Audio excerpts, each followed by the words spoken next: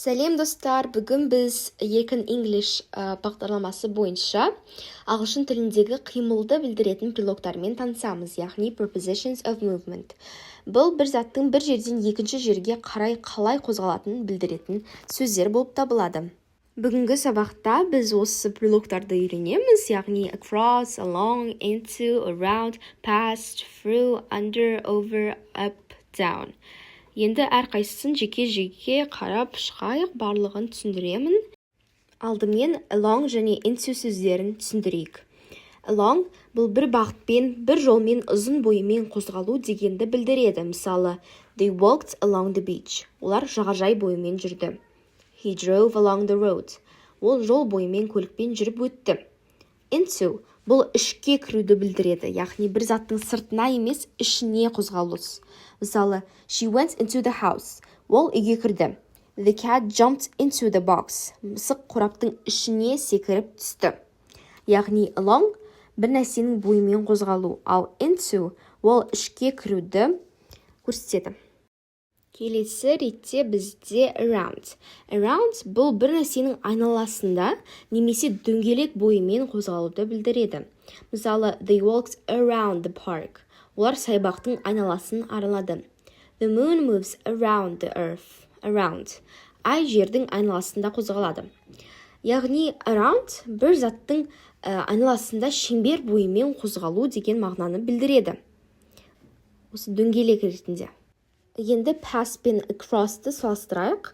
Past бұл бір нәрсенің қасынан немесе жанынан өтіп кету. Мысалы, he walked past me. Ол менің қасымнан өтіп кетті. The bus drove past the school. Автобус мектептің жанынан өтті. Across бұл бір нәрсенің бір жағынан екінші жағына өтуі. Мысалы, she ran across the street. Ол көшенің арғы бетіне жүгіріп өтті. He swam across the river. Ол өзенді жүзіп өтті. Past жанынан өту, ал across толық кесіп өту. Through бұл ішінен бір шетке кіріп, екінші шетінен шығу дегенді білдіреді. Мысалы, the train went through the tunnel. Пойыз туннельдің ішімен өтті. Келесі бізде under және over. Under бұл бір заттың астымен қозғалу. Мысалы, the dog crawled under the table. Ит үстелдің астынан өтті. Over бұл бір заттың үстінен қозғалу. Мысалы, the plane flew over the city. Ұшақ қаланың үстімен ұшты. Яғни осы жерде under астымен, ал over үстімен қозғалу. Соңғы prepositions of movement ол бізде әрине up және down. Up ол жоғары қарай қозғалу. He ran up the stairs. Мысал, ол баспалдақпен жоғары жүгіріп шықты деген мағынада. Down төмен қарай қозғалу. Мысалы, she walked down the hill. Ол төбеден төмен түсті деген мағынада.